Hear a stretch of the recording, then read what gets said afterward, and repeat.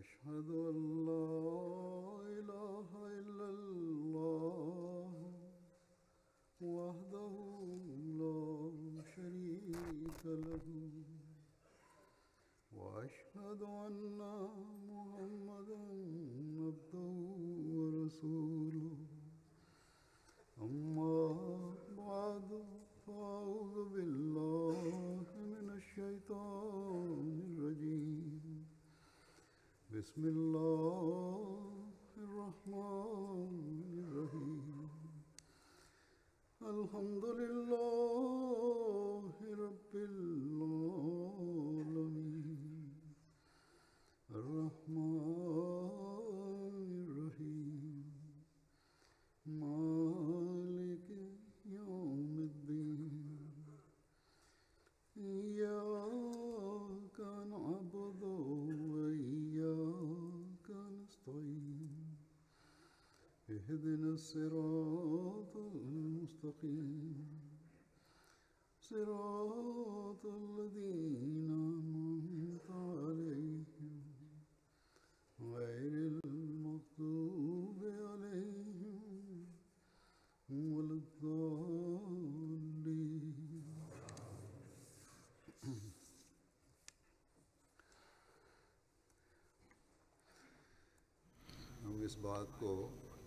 Nous lisons dans le Saint-Coran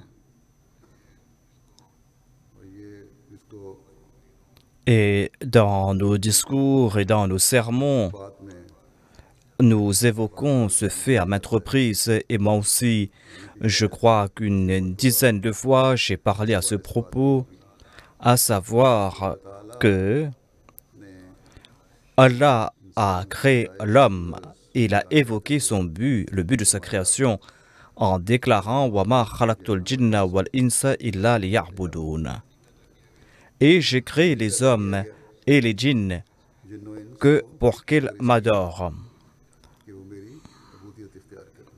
À savoir que si l'homme a un but, si sa création a un but quelconque, eh bien ce but, c'est d'être un serviteur parfait de Dieu, c'est d'être son abd parfait, son serviteur parfait.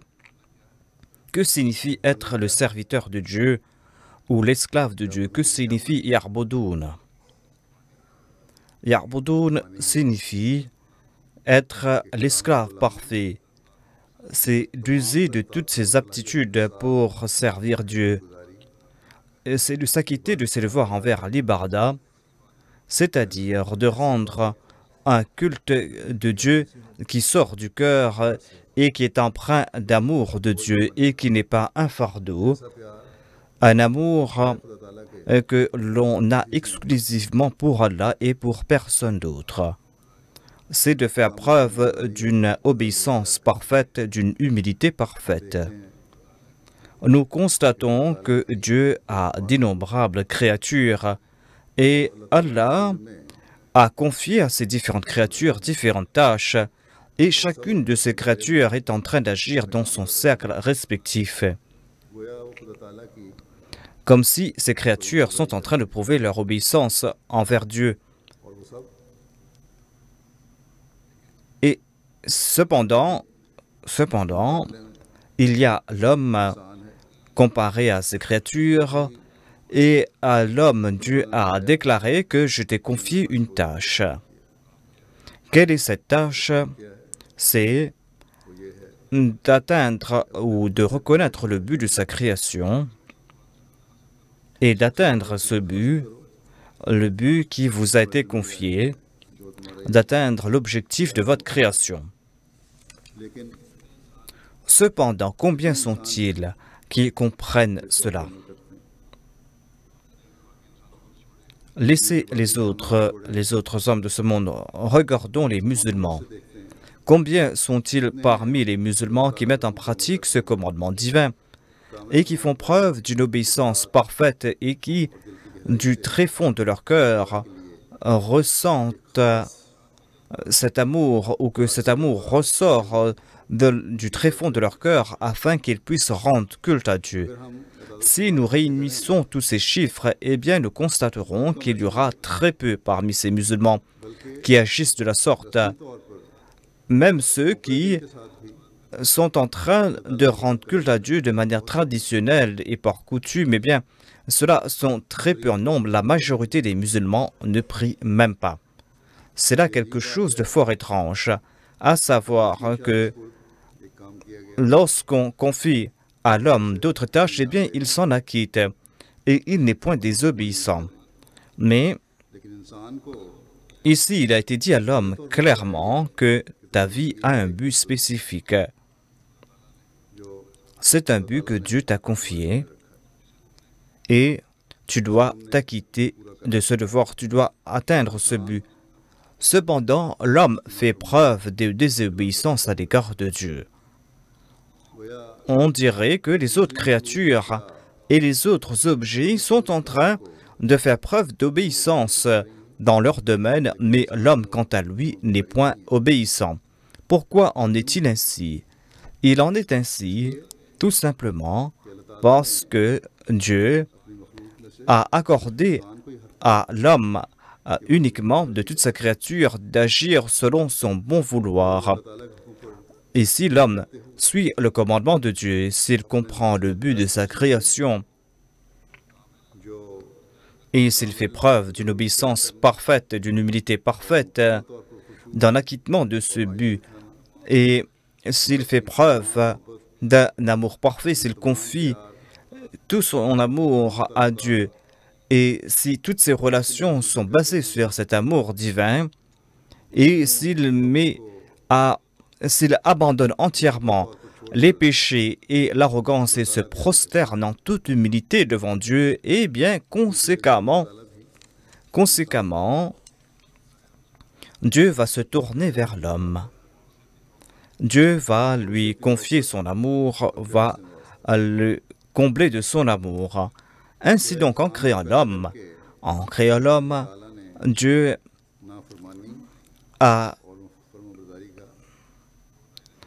lui a donné deux cercles de désobéissance, en lui affirmant donc qu'il a été créé pour un but spécifique. Dieu a déclaré que tant que tu seras obéissant envers moi, eh bien, tu seras mon serviteur parfait, mon esclave parfait, et tu seras héritier de mes faveurs. Tu seras récipiendaire de mes faveurs qui sont illimitées. Tu vas progresser dans ce domaine. Et les autres créatures ont un seul cercle, et ces créatures ne peuvent sortir de ce domaine. C'est pour cette raison que ces créatures n'ont pas d'autre choix que de prouver leur obéissance envers Dieu.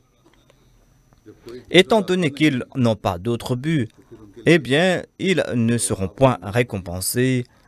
Ils n'ont pas cette aptitude, ces autres créatures, à faire le choix entre deux options.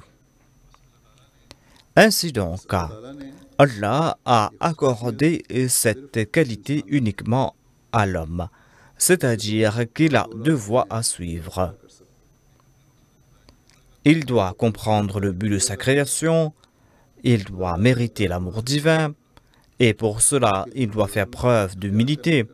Et l'autre choix, c'est de ne pas atteindre ce but, c'est d'être parmi ceux qui sont désobéissants envers Dieu, c'est de sortir de l'obéissance envers Dieu et d'être un suivant de Satan.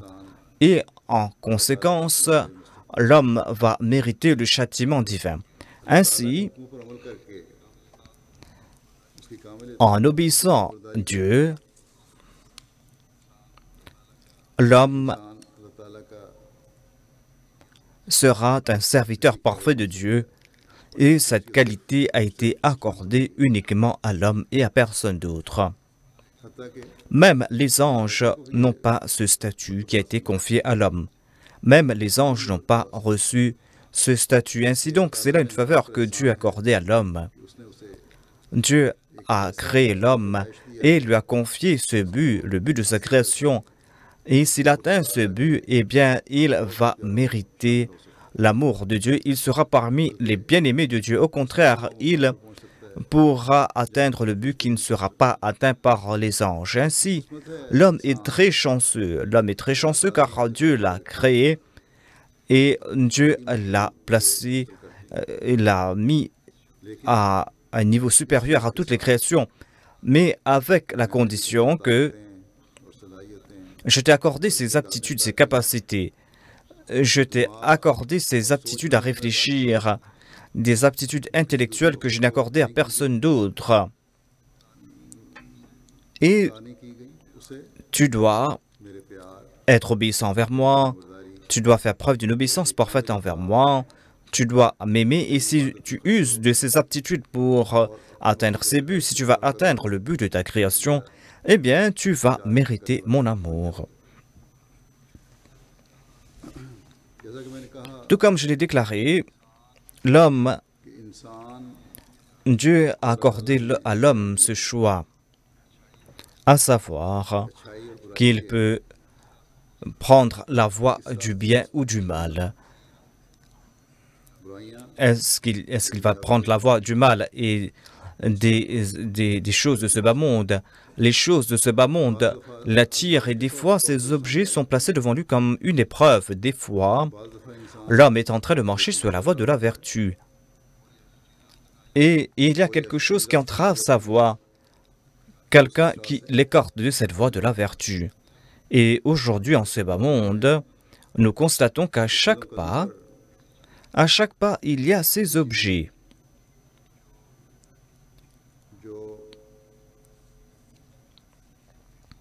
À chaque pas, il y a ces objets qui attirent ceux qui marchent sur la voie de la vertu, ou des objets qui tentent d'attirer son attention. Si l'homme arrive à éviter ces objets, si l'homme se souvient du but de sa création, eh bien, Dieu qui accorde d'innombrables faveurs à ses serviteurs, eh bien, en raison du fait qu'il a évité ces choses de ce bas monde, Dieu va exalter son statut.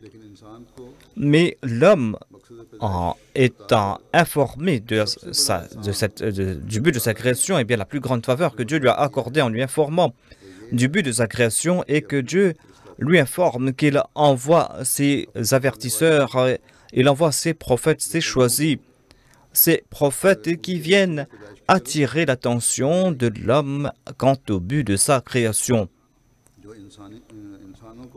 Ces prophètes qui empêchent l'homme de sombrer dans le péché et qui font des efforts en ce sens, des prophètes qui évitent à l'homme de s'écarter de la Sirat al-Mustaqim, du droit chemin.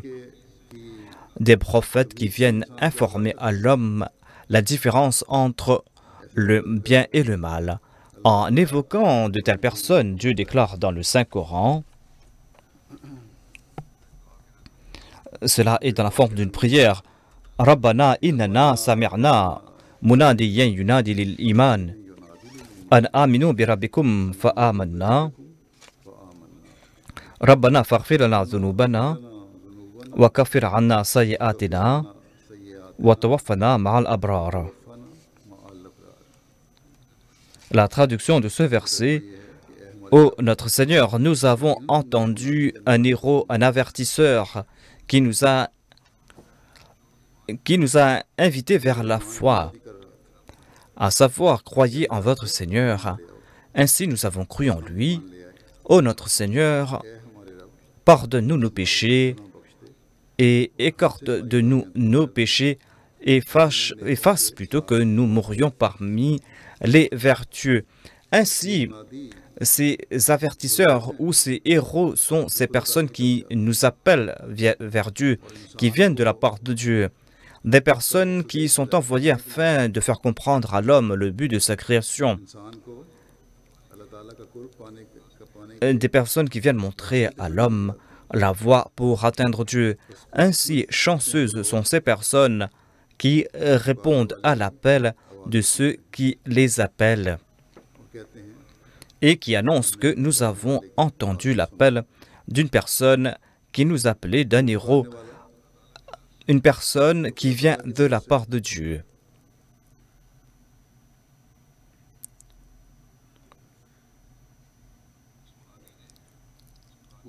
Cette personne qui nous a appelés, eh bien, qu'a-t-il déclaré? Vers quoi nous a-t-il attirés? Est-ce qu'il nous a invités vers un commerce quelconque? Est-ce qu'il nous a invités vers quelque intérêt mondain? Est-ce qu'il nous a invités pour nous accorder richesse et faveur? Non, certainement non. बल्कि वो एक ऐसा C'est une personne qui nous a invités et qui a annoncé, ये ऐलान करता है कि लोगों il a annoncé, croyez, croyez en qui, en quoi? Qui devez-vous croire? मान लो, Il a déclaré, कहता है Aminu bi rabbikum, c'est-à-dire croyez en votre Seigneur, croyez en celui qui vous a créé, croyez en celui qui pourvoit à vos besoins, croyez en celui qui vous a fait progresser d'un niveau inférieur jusqu'à un niveau supérieur, croyez en celui qui vous a fait progresser et qui vous a accordé de grands statuts, acceptez ses commandements, prouvez votre reconnaissance envers Dieu, acceptez ses commandements et comprenez le but de votre création et faites en sorte que vous puissiez atteindre le but de cette création. En répondant à l'appel de cette personne, nous annonçons Fa'amanna. Ainsi, nous avons cru en Dieu et nous sommes en train de prier en même temps. En toute humilité, nous demandons, nous disons à Dieu, Rabbana faghfir lana dhunubana, ô notre Seigneur, pardonne-nous nos péchés. हमारा मानना Le fait que nous ayons cru et que nous soyons fermes dans la foi, eh bien cela est impossible sans tes faveurs spéciales. Cela, अहकामात पर चलना c'est le fait de mettre en pratique tes commandements. Eh bien, cela est impossible sans ton soutien. Sans ton soutien, il nous serait très difficile de t'accepter et de t'obéir. Sans ton aide, nous ne pourrions pas porter ce lourd fardeau. हम तो हमेशा से Tout le temps, nous avons commis des péchés. Nous avons commis d'innombrables fautes. तेरी सतारी और तेरे Le fait que tu couvres les péchés, le fait que tu sois très pardonnant, eh bien, c'est cela qui pourra nous sauver ou qui nous sauvera d'une mauvaise fin. Ta miséricorde recouvre tout. Et tu nous as toujours accordé ta miséricorde. हमने Nous n'avons pas la force de nos propres chefs, d'être à l'abri des péchés. Ô notre Seigneur, tu es notre Rab. हमारा रब है नेकियों की कोई Tu nous accordes la possibilité d'accomplir de bonnes œuvres, de progresser dans ce domaine. Tu nous accordes la possibilité de progresser dans notre foi. Sans ta grâce, nous ne pourrions accomplir toutes ces tâches. Nous ne pouvons de notre propre chef accomplir ces œuvres. अपने आप को शैतान के Et nous ne pourrions nous protéger des assauts de Satan sans toi. C'est toi qui dois nous maintenir sur la voie de la foi. C'est toi qui dois nous faire progresser sur cette voie. Ainsi donc, fais-nous croître dans notre foi. Nous devons prier, ô Dieu, fais-nous croître dans la foi, afin que nos péchés soient pardonnés, afin que nous soyons de ceux qui ont une foi parfaite. Wa kafir anna sayyi'atina. Pardonne-nous nos péchés, éloigne de nous nos manquements, हमारे बुराइयों को दूर करने में enlève toutes les voies qui enlève plutôt tous les obstacles sur notre voie. Au contraire, fais disparaître nos manquements comme si nous ne les avions jamais commis. Protège-nous de tout châtiment. Lorsque nous allons nous présenter devant toi, fasse que nous soyons de ceux qui progressent dans la vertu. Ces personnes à qui tu as accordé ce statut, Tawaffana ma'al abrar, ces personnes qui prient fassent que nous mourions parmi ceux qui sont vertueux. Attention que nous ayons cru au tout début, mais que nous nous écartions de la foi par la suite. ज़माने की इस्लाह के लिए हर ज़माने में À toute époque, tu as envoyé des personnes qui nous ont invités vers la foi. Après l'avoir accepté une fois, फिर attention que l'on soit victime de son ego. Attention que l'on soit victime de doutes, que l'on détruise par la suite sa foi. Attention que nous ayons une mauvaise fin par la suite. C'est pour cette raison, ô notre Seigneur, nous prions pour que jamais notre fin soit mauvaise. Et lorsque viendra le moment de notre mort, eh bien que nous soyons fermes dans la foi et que nous soyons de ceux qui sont les abrar, de ceux qui progressent dans le domaine de la vertu, que nos actions, que notre intelligence, que notre connaissance, que tout cela ne nous écarte pas de cette Sirat al-Mustaqim. Ensuite, dans le prochain verset, Allah a déclaré, कि मुनादी को मानने के बाद ensuite vous devez prier, ये दुआ भी करो कि Rabbana wa atina ma wa'atina ala rusulika wa la tukhzina yawm al-qiyamah innaka la tukhliful mi'ad. À savoir, ô notre Seigneur, accorde-nous ce que tu nous as promis par l'entremise de tes prophètes. Et au jour de la résurrection, ne nous couvre pas de honte. Assurément, tu ne manques jamais à ta promesse. Tu as fait des promesses par l'entremise de tes messagers.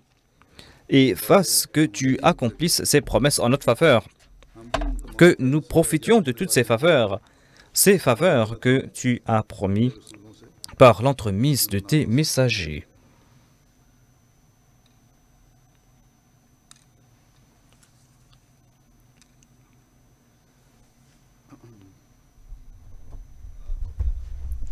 Voilà, tukhzina yawm al-qiyamah, c'est-à-dire ne nous couvre pas de honte le jour de la résurrection. Fasse en sorte que nos actions soient en accord à tes commandements. Cela ne doit pas se limiter à des points qui concernent la doctrine, la croyance. Il faut aussi que nos actions attirent tes faveurs, soient en accord à tes commandements. Fasse que nous soyons respectueux de tes commandements afin que jusqu'au jour de la résurrection, nous ne nous écartions pas de cette voie droite. Attention que nous ne soyons pas victimes de quelque châtiment, afin que nous ne méritions pas quelque châtiment de ta part. Attention que nous ne soyons pas présentés à toi humiliés, fasse que chaque instant de notre vie soit en accord à le but de notre création. Fasse aussi que nous soyons de véritables exemples quant à l'adoration de Dieu et que nous soyons de ceux qui respectent nos devoirs envers les hommes.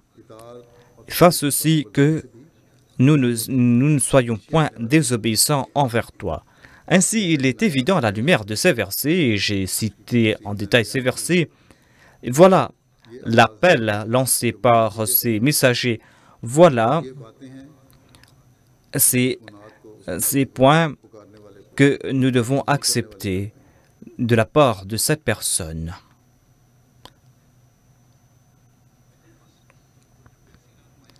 Ainsi, lorsque nous serons ainsi guidés, ce sera là le plus grand aide pour nous. Nous, les Ahmadis, nous sommes chanceux. Nous sommes chanceux car après cette période de ténèbres qui a duré 1000 ans, Dieu, suite à ses promesses, a envoyé parmi nous une personne qui nous a appelés et nous l'avons accepté. Il nous a accordé la possibilité de l'accepter. Il nous a dit que pour montrer la belle image de l'islam, eh bien Dieu m'a envoyé en ce monde, Dieu m'a envoyé afin de... Dieu m'a envoyé en tant que serviteur du saint prophète Mohammed sallallahu alayhi wa sallam. Et ainsi, Dieu l'a envoyé afin qu'il établisse la charia du saint prophète Mohammed, puis soit lui sur cette terre.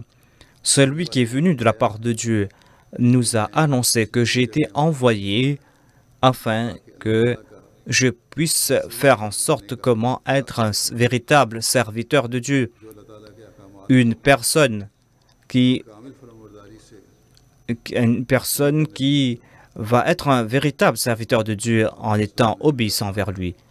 Le Messie promet l'Islam a déclaré: Dieu m'a envoyé sur cette terre afin que je puisse montrer la voie de la compassion, afin que je puisse avec compassion et aménité guider les hommes vers Dieu et afin que je puisse éclairer le monde de cette lumière que Dieu m'a accordée afin que je puisse guider le monde vers la voie de la droiture. Le Messie promis alayhi salam nous a prodigué des conseils afin d'être des véritables serviteurs de Dieu. Quelles étaient ces attentes de notre part? Étant donné que nous avons déclaré Amanna, eh bien, quelle doit être notre condition? Le Messie promis l'Islam a prodigué des conseils à cet égard aux membres de sa Jamaat. Je vous en présente quelques-uns de ces conseils. Il a déclaré: notre Jamaat a besoin que sa foi grandisse, qu'on ait une grande certitude en Dieu, que l'on grandisse de la connaissance de Dieu et que l'on ne soit pas négligent quant à l'accomplissement de bonnes œuvres. S'il y a paresse et négligence, eh bien, accomplir l'ablution est difficile, loin de pouvoir accomplir la prière tahajjud. Si on n'a pas cette force pour accomplir de bonnes œuvres, si on n'a pas ce désir de se dépasser les uns les autres dans la voie de la vertu, eh bien, ce ne sera pas la peine d'avoir établi une relation avec moi, déclare le Messie promis alayhi salam. Il déclare: l'obéissance n'est point chose futile, l'obéissance n'est point chose facile, dit-il. L'obéissance exige une mort. C'est comme si on est en train de dépecer la peau d'une personne vivante. Aujourd'hui, nous sommes en train de célébrer l'Aïd de sacrifice. Nous immolons des animaux et nous dépeçons ces animaux. Eh bien, quand on dépasse quelqu'un, cette personne souffre. Mais ici, le Messie promet l'Islam déclare que l'obéissance, c'est comme si on est en train de dépecer une personne vivante, d'enlever sa peau. Celui qui n'est point obéissant à la perfection, eh bien, cette personne est en train de ternir l'image de cette communauté. Le Messie promet l'Islam déclare: l'on ne doit pas se contenter du fait que voilà, cette communauté est vraie.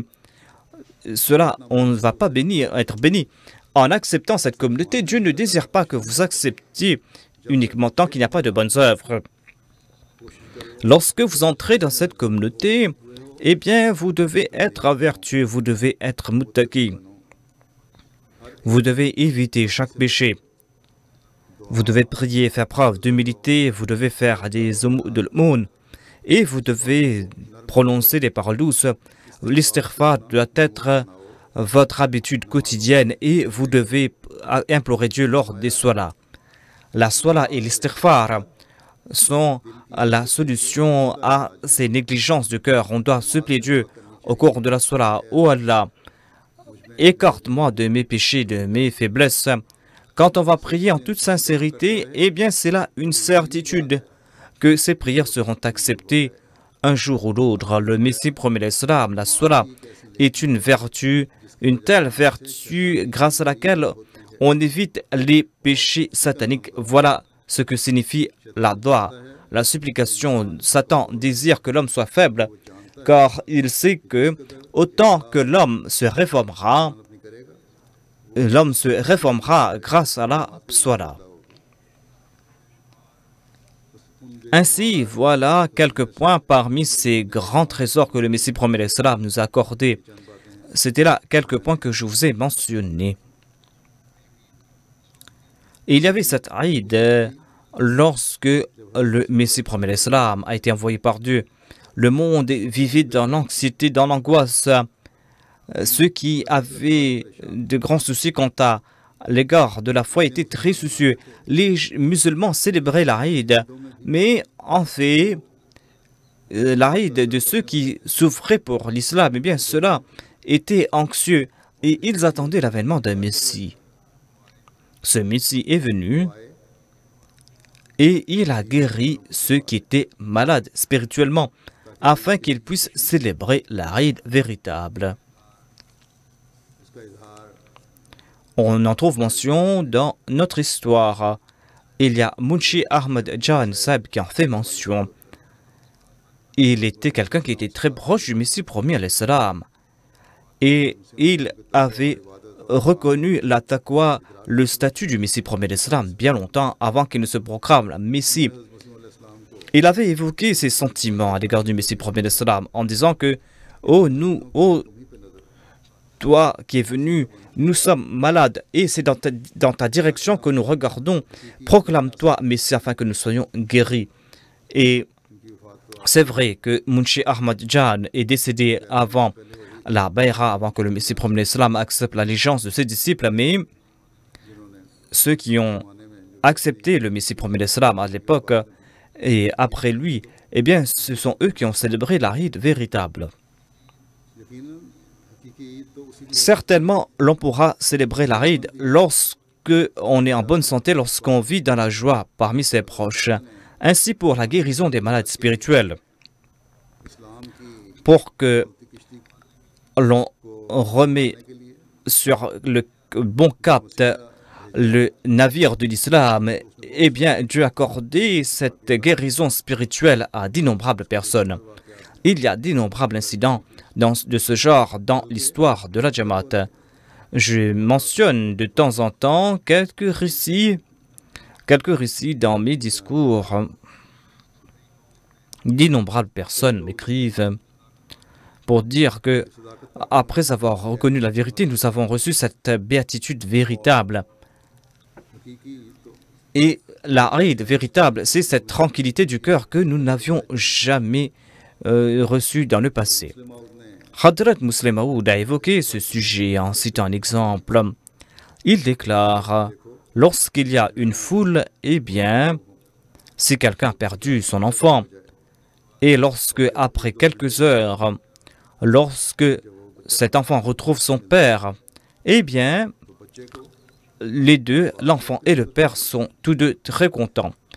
Il en est de même de ce serviteur qui s'est écarté de Dieu. Lorsqu'il rencontre Dieu, lorsqu'il se présente à Dieu, eh bien, le serviteur est content et Dieu aussi est content. Le Messie promis l'Islam déclare, voilà l'Aïd véritable. Voilà cette Aïd qui va nous guider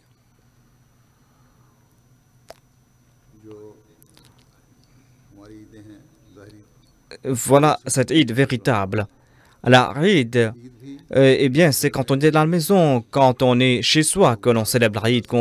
Lorsqu'on est en voyage, eh bien, cette Aïd n'est point un Aïd véritable. Si on est dans une forêt, si on est entouré d'animaux féroces, si on est entouré de brigands, si on est en grand danger, eh bien, est-ce qu'on va vraiment célébrer l'Aïd? Est-ce qu'on va en tirer de la joie? Cette Aïd, c'est lorsqu'on est à la maison, lorsqu'on est avec sa femme, ses enfants, lorsqu'on est avec ses proches, lorsqu'on célèbre l'Aïd, lorsqu'on est avec ses amis, lorsqu'on est à l'abri de tout danger. Voilà l'Aïd véritable.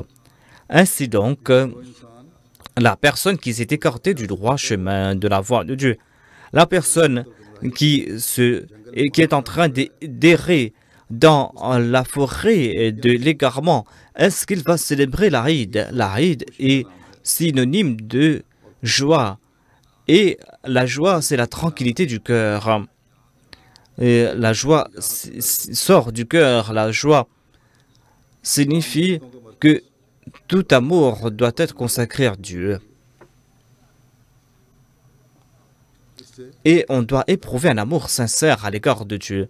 Ainsi donc, l'on sera dans la joie, l'on sera joyeux, l'on va célébrer véritablement l'Aïd lorsqu'on va atteindre son Seigneur, car toute joie, c'est Dieu qui est la source de toute joie, de toute Aïd. Voilà une vérité. C'est une vérité que nous devons tous adopter. Si nous désirons célébrer l'Aïd, eh bien, nous allons devoir nous guérir spirituellement. nous allons devoir éviter cette voie de l'égarement et nous devons tous faire des efforts en ce sens. Tout comme j'ai déclaré dans le passé, eh bien, c'est Allah qui nous guide sur le droit chemin. C'est pour cette raison qu'il faut toujours prier. Nous avons accepté l'imam de l'époque. Eh bien, nous allons devoir mettre en pratique ces commandements ou ces directives afin que nous puissions établir cette relation avec Dieu, afin que nous puissions ainsi atteindre le but de notre création. Qu'Allah nous accorde la possibilité à nous tous d'agir en ce sens. Après la khutbah, je vais diriger la prière, prier en particulier pour ces personnes qui, en dépit d'être des musulmans, sont en train de s'égarer et qu'ils sont dans l'humiliation. Qu'Allah guide toutes ces personnes. Et en raison de leur égarement, ils sont en train de commettre des atrocités les uns contre les autres. Les représentants de l'État sont en train de commettre des atrocités contre les populations et certaines personnes sont en train d'attiser les sentiments de ces populations et les poussent à commettre des atrocités. Ainsi donc, la population est en train de souffrir de part et d'autre. Ainsi qu'Allah fasse qu'ils sortent de ces atrocités, qu'Allah fasse qu'ils sortent de cette humiliation, de cet égarement.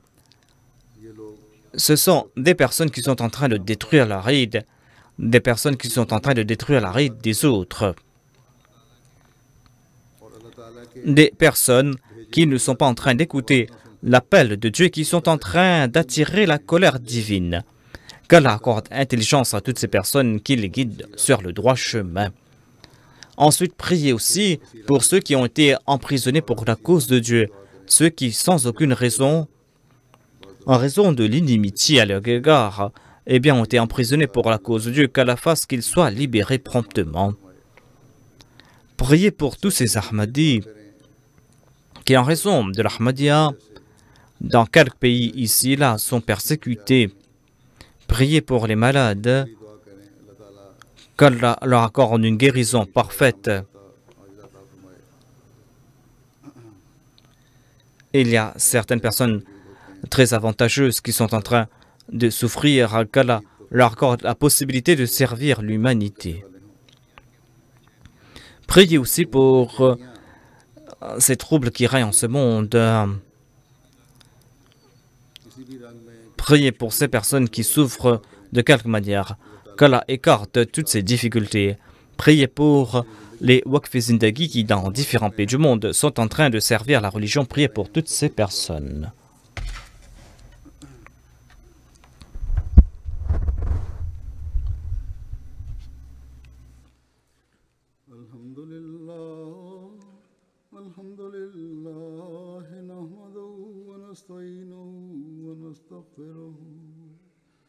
ونؤمن به ونتوكل عليه ونعوذ بالله من شرور أنفسنا ومن سيئات أعمالنا من يهده الله فلا مضل له ومن يضلل فلا هادي له ونشهد أن لا إله إلا الله ونشهد أن محمدا عبده ورسوله عباد الله رحمكم الله إن الله يأمر بالعدل والإحسان وإيتاء ذي القربى وينهى عن الفحشاء والمنكر والبغي يعظكم لعلكم تذكرون اذكروا الله يذكركم وادعوه يستجب لكم ولذكر الله أكبر. दुआ कर लें.